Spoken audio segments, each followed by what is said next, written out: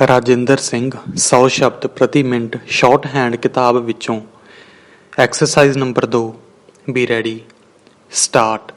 Punjab civil ਸੇਵਾ ਨਿਯਮਾਵਲੀ ਜਿਲਦ 2 ਦੇ ਨਿਯਮ 9 ਵਿੱਚ ਹੋਰਨਾਂ ਗੱਲਾਂ ਦੇ ਨਾਲ ਇਹ ਵੀ ਸਪਸ਼ਟ ਕੀਤਾ ਗਿਆ ਸੀ ਕਿ ਕਿਸੇ ਰਿਟਾਇਰ ਹੋਣ ਵਾਲੇ ਕਰਮਚਾਰੀ ਦੇ ਪੈਨਸ਼ਨ ਨਾਲ ਸੰਬੰਧਿਤ ਕਾਗਜ਼ ਪੱਤਰ ਉਸ ਦੀ ਸੇਵਾ ਨਿਵਰਤੀ ਦੀ ਮਿਤੀ ਤੋਂ 2 ਸਾਲ ਪਹਿਲਾਂ ਹੀ ਲੋੜੀਂਦੀ ਕਾਰਵਾਈ ਲਈ ਹੱਥ ਵਿੱਚ ਲਏ ਜਾਣ ਤਾਂ ਜੋ ਵਕਤ ਸਿਰ ਦਿੱਕਤ ਪੇਸ਼ ਨਾ ਆਵੇ। ਡੰਡੀ ਇਸ ਬਾਰੇ ਬੋਰਡ ਵੱਲੋਂ ਵੀ ਸਮੇਂ-ਸਮੇਂ ਤੇ ਇਹ ਹਦਾਇਤਾਂ ਸਮੂਹ ਦਫ਼ਤਰਾਂ ਨੂੰ ਭੇਜੀਆਂ ਜਾਂਦੀਆਂ ਰਹੀਆਂ ਹਨ ਕਿ ਇਸ ਘੇਰੇ ਵਿੱਚ ਆਉਂਦੇ ਕਰਮਚਾਰੀਆਂ ਦੀਆਂ ਸੇਵਾ ਪੱਤਰੀਆਂ ਨੂੰ ਮਿਤੀ ਅੰਤ ਤੱਕ ਮੁਕੰਮਲ ਰੱਖਿਆ ਜਾਵੇ ਤਾਂ ਜੋ 50 ਜਾਂ 55 ਸਾਲ ਦੀ ਉਮਰ ਪੂਰੀ ਕਰਨ ਪਿੱਛੋਂ ਸੇਵਾ ਨਿਵਰਤ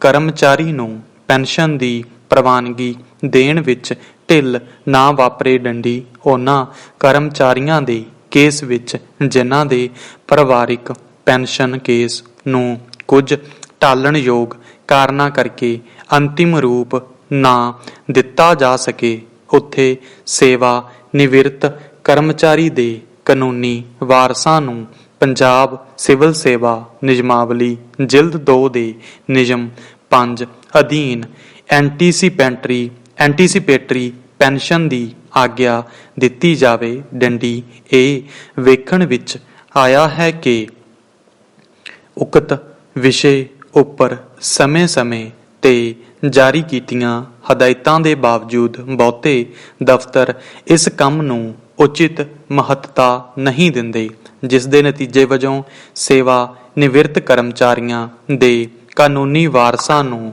ਭਾਰੀ ਵਿੱਤੀ ਮੁਸ਼ਕਲਾਂ ਦਾ ਸਾਹਮਣਾ ਕਰਨਾ ਪੈਂਦਾ ਹੈ। ਡੰਡੀ ਚੇਅਰਮੈਨ ਸਾਹਿਬ ਨੇ ਇਸ ਮਾਮਲੇ ਨੂੰ ਬਹੁਤ ਸੰਜੀਦਗੀ ਨਾਲ ਲਿਆ ਹੈ ਅਤੇ ਉਹਨਾਂ ਨੇ ਇੱਛਾ ਪ੍ਰਗਟ ਕੀਤੀ ਕਿ ਸੇਵਾ ਨਿਵਰਤੀ ਦੀ ਮਿਤੀ ਤੋਂ ਉੱਤਰਵਰਤੀ ਮਹੀਨੇ ਦੀ 14 ਤਾਰੀਖ ਤੱਕ ਸੇਵਾ ਨਿਵਰਤ ਹਰੇਕ ਕਰਮਚਾਰੀ ਦੇ ਹਿੱਤ ਵਿੱਚ ਅੰਤਿਮ ਪੈਨਸ਼ਨ ਅਦਾਇਗੀ ਆਦੇਸ਼ ਜਾਰੀ ਕੀਤੇ ਜਾਣ ਤਾਂ ਜੋ ਉਹ ਆਪਣੀ ਪੈਨਸ਼ਨ ਆਉਂਦੇ ਮਹੀਨੇ ਦੀ ਪਹਿਲੀ ਤਾਰੀਖ ਤੋਂ ਕਢਵਾ ਸਕੇ। ਡੰਡੀ ਕਾਰਜ ਦੀ ਮਹੱਤਤਾ ਨੂੰ ਮੁੱਖ ਰੱਖਦਿਆਂ ਮੁੱਖ ਲੇਖਾ ਅਫਸਰ ਨੇ ਵੀ ਇੱਛਾ ਪ੍ਰਗਟਾਈ ਹੈ ਕਿ ਸੇਵਾ ਨਿਵਰਤ ਕਰਮਚਾਰੀਆਂ ਦੇ ਹਰ ਪੱਖੋਂ ਸੰਪੂਰਨ ਕੇਸ ਉਹਨਾਂ ਦੇ ਦਫ਼ਤਰ ਨੂੰ ਕਰਮਚਾਰੀ ਦੀ ਸੇਵਾ ਨਿਵਰਤੀ ਦੀ ਮਿਤੀ ਦੇ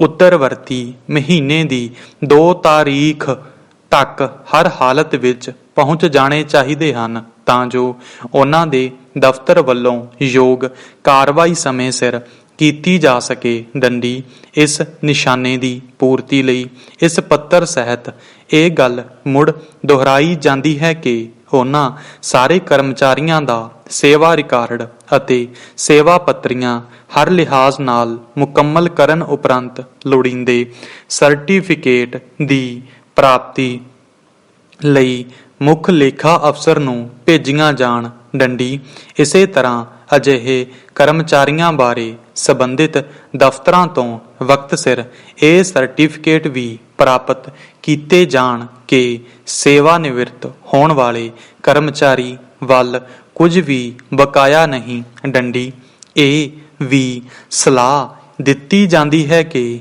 ਇਸ ਕੰਮ ਨੂੰ 2 ਚਰਨਾਂ ਵਿੱਚ ਨਿਪਟਾਇਆ ਜਾਵੇ। ਡੰਡੀ ਪਹਿਲੇ ਚਰਨ ਵਿੱਚ ਉਹਨਾਂ ਕਰਮਚਾਰੀਆਂ ਦੇ ਕੇਸ ਬਾਰੇ ਕਾਰਵਾਈ ਕੀਤੀ ਜਾਵੇ ਜਿਨ੍ਹਾਂ ਦੀ ਉਮਰ 55 ਸਾਲ ਹੋ ਗਈ ਹੈ, ਜਦਕਿ ਦੂਜੇ ਚਰਨ ਵਿੱਚ ਜਿਨ੍ਹਾਂ ਦੀ ਉਮਰ 50 ਸਾਲ ਮੁਕੰਮਲ ਹੋ ਗਈ ਹੈ।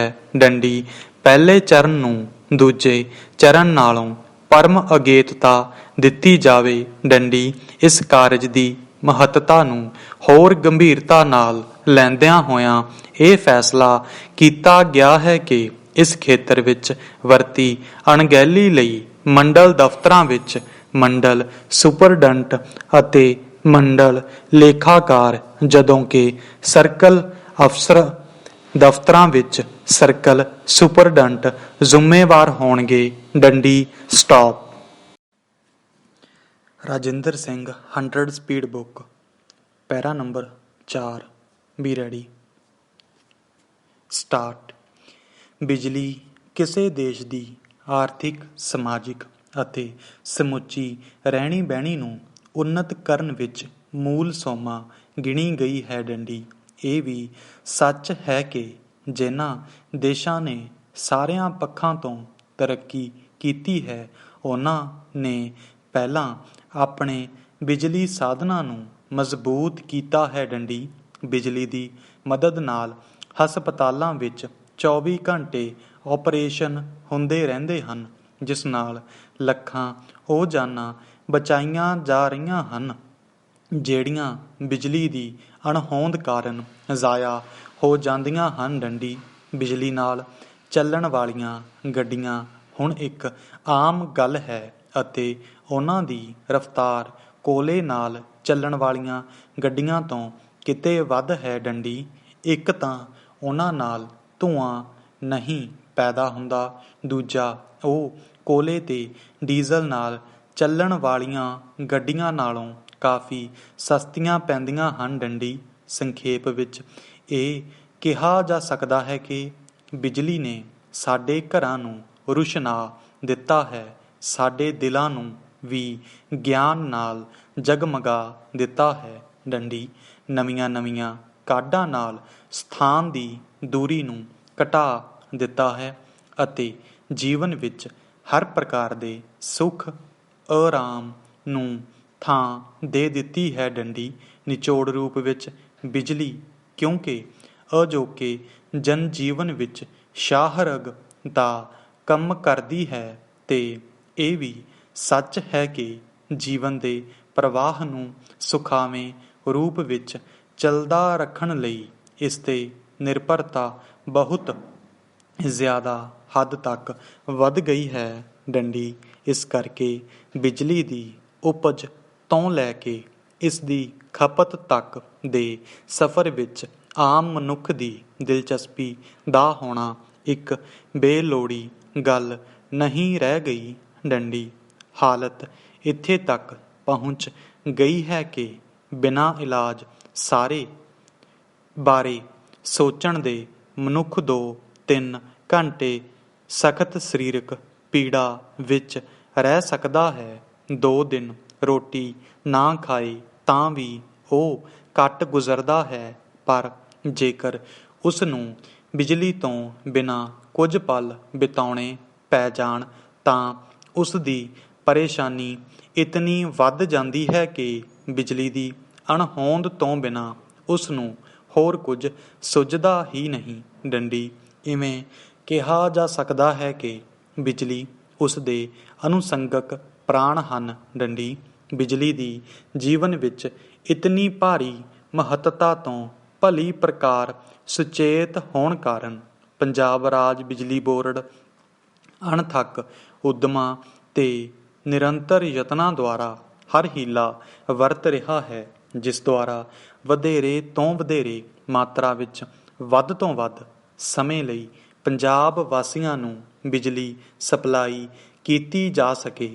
ਡੰਡੀ। ਵਧੇਰੇ ਉਪਜ ਲਈ ਵੱਡੇ ਪ੍ਰਾਜੈਕਟਾਂ ਦੀ ਉਸਾਰੀ ਦੇ ਨਾਲ ਗੈਰ ਰਵਾਇਤੀ ਸਾਧਨਾਂ ਨੂੰ ਵੀ ਇਸਤੇਮਾਲ ਵਿੱਚ ਲਿਆਉਣ ਲਈ ਹਰ ਉਪਰਾਲੇ ਵਰਤੋਂ ਵਿੱਚ ਲਿਆਂਦੇ ਜਾ ਰਹੇ ਹਨ, ਤਾਂ ਜੋ ਜਿਵੇਂ ਵੀ ਮਿਲੇ, ਜਿੱਥੋਂ ਵੀ ਮਿਲੇ, ਜਿਤਨੀ ਵੀ ਮਿਲੇ, ਉਸ ਬਿਜਲੀ ਨੂੰ ਰਾਜ ਦੇ ਬਿਜਲੀ ਗਰਿੱਡ ਵਿੱਚ ਪਾਇਆ ਜਾ ਸਕੇ। ਡੰਡੀ।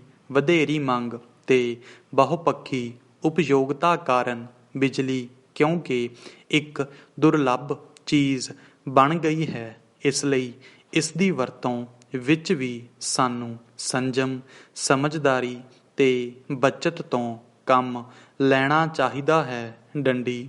ਭਾਵੇਂ ਬਿਜਲੀ ਦੀ ਵਰਤੋਂ ਦੀ ਆਵਸ਼ਕਤਾ ਬਾਰੇ ਅਸੀਂ ਸਾਰੇ ਸੁਚੇਤ ਹਾਂ, ਪਰ ਇਸ ਦੀ ਵਰਤੋਂ ਵਿੱਚ ਵਰਤੀ ਗਈ ਅਣਗਹਿਲੀ ਦੇ ਗੰਭੀਰ ਪਰਿਣਾਮਾਂ ਨੂੰ ਕਈ ਵਾਰੀ ਸੰਜੀਦਗੀ ਨਾਲ ਨਹੀਂ ਲਿਆ ਜਾਂਦਾ, ਜਿਸ ਦੇ ਫਲਸਰੂਪ ਖਿੰਨ ਵਿੱਚ ਹੀ ਕੀਮਤੀ ਜ਼ਿੰਦਗੀਆਂ ਤੇ ਬਹੁਮੁੱਲੀਆਂ ਸੰਪਤੀਆਂ ਦਾ ਦਰਦਨਾਕ ਅੰਤ ਹੋ ਸਕਦਾ ਹੈ। ਡੰਡੀ ਸਟਾਪ।